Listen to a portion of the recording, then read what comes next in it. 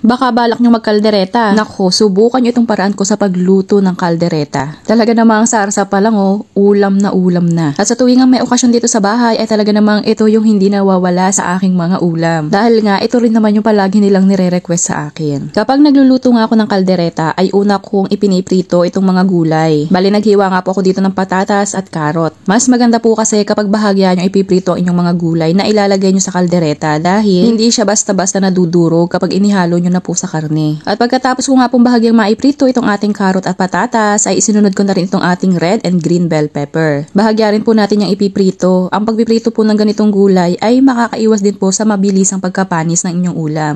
Kaya mas maganda po na gawin nyo yung paraan na ito. Then after po niya sa kapareho pong kawali ay diyan na rin po ako nag-gisa ng sibuyas at nito nga pong bawang. Gisa-gisahin lamang po hanggang sa bumango itong ating bawang at sibuyas. At pagkatapos pong magisa ay isinunod ko na po dito yung ating pork ribs. Gisa-gisahin din po itong ating karne hanggang sa mag light brown. Kung magluluto ka nga ng kaldereta ay subukan mo yung ganito kong recipe sa kaldereta dahil talaga namang panalo, promise.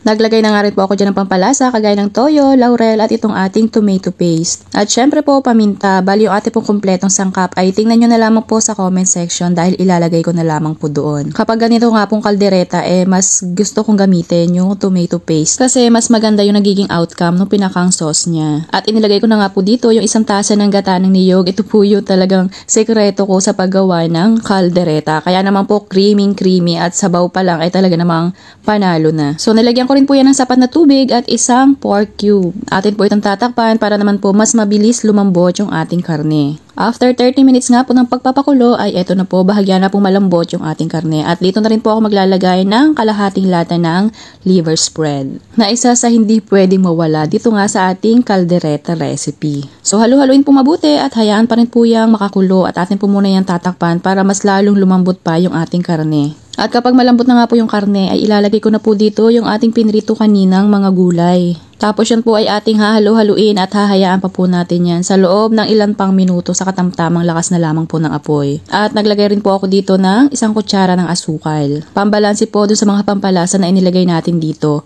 So yan po ay aking nangalambang pong hahayaan sa katamtamang lakas lamang ng apoy at hihintayin ko pa po yung mas lumapot pa. Yung bang tipong nagmamantika na po yung ating sarsa. Na talaga namang sarsa pa lang ulam na. At kapag malapit na nga po siyang hanguin ay eto, naglalagay pa rin po ako dyan ng kalahating tasa ng gata ng niyog. At ito po hahayaan ko pa pong makakulo sa katamtamang lakas lamang ng apoy hanggang sa maluto po yung pinakang huling inilagay nating gata.